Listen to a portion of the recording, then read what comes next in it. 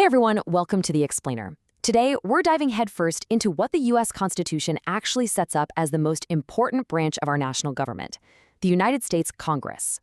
We're going to unpack the incredible engineering behind this institution and really figure out exactly how and why it functions the way it does. Okay, let's take a quick look at our roadmap for today. We'll be hitting 5 sections. First up, the bicameral Congress. Second, House versus Senate. Third, distinct legislative powers. Fourth, the Great Compromise. And finally, checking legislative power. All right, kicking things off with Section 1, the bicameral Congress. You know, it's pretty telling that the Constitution deliberately mentions Congress first, right after the preamble. But to really grasp how this branch works, we have to start with the foundational concept it's built on, and that is the word bicameral. Simply put, this means a divided, two-house legislative branch made up of a Senate and a House of Representatives. And look at how explicitly this is laid out right from the jump. Article 1, Section 1 in the Constitution reads, "All legislative powers herein granted shall be vested in a Congress of the United States, which shall consist of a Senate and a House of Representatives." The framers established this bicameral system literally from the very first section of the document. Moving right along to Section 2, House versus Senate. So while both of these houses ultimately make laws, they were designed to be wildly different in practice. Like, they create entirely different legislative environments. In the House, you only need to be 25 years old and a U.S. citizen for 7 years, and they serve these really short 2-year terms. This basically forces them to be super responsive to the constantly changing opinions of their voters, because if they aren't, they easily get voted out. They act as delegates, directly carrying out the specific desires of their districts. Now the Senate, totally different vibe. You have to be at least 30 years old and a citizen for 9 years.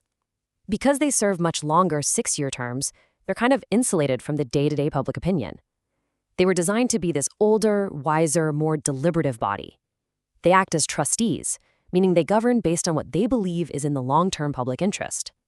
Oh, and fun fact, senators actually used to be chosen by state legislatures, which was a very elite process, until the 17th Amendment changed it up, so they're now directly elected by the people, just like the House. And speaking of the House, it's all about proportional representation. Representation is based entirely on a state's population, capping the total number of members in the House at exactly 435.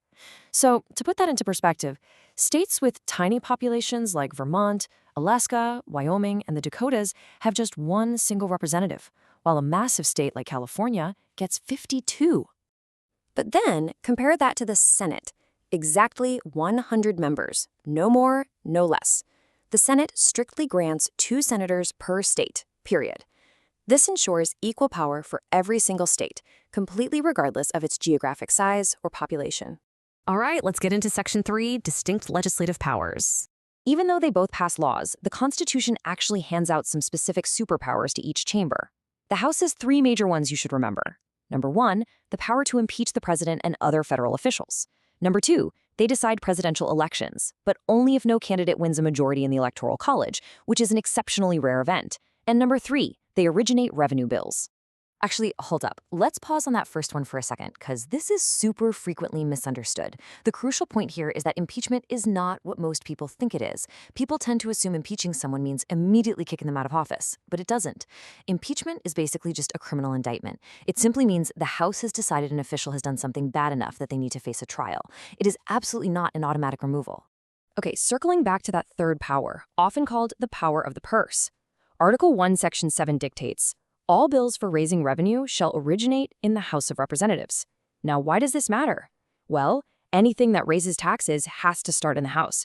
Because taxes directly affect almost every single one of us, this massive power was deliberately placed in the hands of the most democratic body, the one operating on those short 2-year terms that is closest to the people. All right, let's flip over to the Senate's unique powers. First, they hold the actual impeachment trials. Second, they have the power to ratify treaties, and that requires a hefty 2/3 vote. You might remember from history class that the Senate famously refused to ratify the Treaty of Versailles. Third is the confirmation power. The Senate votes to confirm over 1,000 executive officers, including cabinet secretaries and federal judges. So, yeah, an incredibly high-stakes responsibility. So, when you put it all together for something incredibly serious, like removing a federal official, you see this perfect 2-step sequence split right between the chambers. Step 1. the House impeaches, meaning they indict. Step 2, the Senate holds the trial. And here's a wild little detail for you. If it's the President of the United States on trial, the Chief Justice of the Supreme Court actually presides over it, not the Vice President. Why? Well, because the Vice President would have a massive conflict of interest. I mean, if the President is removed, the VP gets the top job. Which brings us to Section 4, the Great Compromise.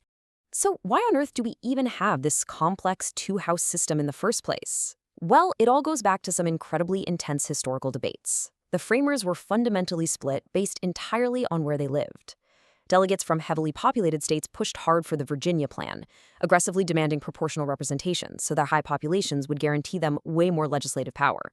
But on the other side, delegates from small states fiercely defended the New Jersey Plan, demanding equal representation so they wouldn't just get completely steamrolled by the bigger states. Honestly, the convention was completely deadlocked. That is, until an absolute genius solution was brokered by Connecticut's Roger Sherman. It became known as the Great Compromise, or the Connecticut Compromise. It seamlessly merged both of these conflicting ideas into one single legislature. We got an upper house, the Senate, with equal representation to satisfy the small states, and a lower house, the House of Representatives, with proportional representation to satisfy the large states. Just brilliant. And that brings us to our final stop, Section 5, checking legislative power. We talked about the historical reasons for a divided Congress, but what were the practical and philosophical reasons the framers intentionally split this branch of government? It basically boils down to a concept called an interbranch check. This is the structural idea that one house of the legislature can actively limit the power of the other house.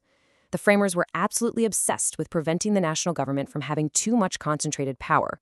By forcing two highly distinct houses to work together to pass any law, they effectively forced the legislature to regulate itself. And there's this quote that brilliantly captures that exact philosophical intent, straight from the pen of James Madison in Federalist 51. He wrote, "In Republican government, the legislative authority necessarily predominates. The remedy for this inconveniency is to divide the legislature into different branches, by giving them different modes of election and different principles of action. This divided system was a highly intentional mechanism to restrain a dominant authority." Which leaves us with a final, kind of provocative thought to chew on. We've explored the structural genius, the intense historical compromises, and this really intricate balance of powers designed over 2 centuries ago to prevent tyranny and represent the people. But looking at our world right now, I want you to ask yourself, does this intricately balanced bicameral system still effectively serve the public interest today? Think about that as you process everything we've learned. Thank you so much for joining me on this explainer. Keep asking great questions, and I'll catch you next time.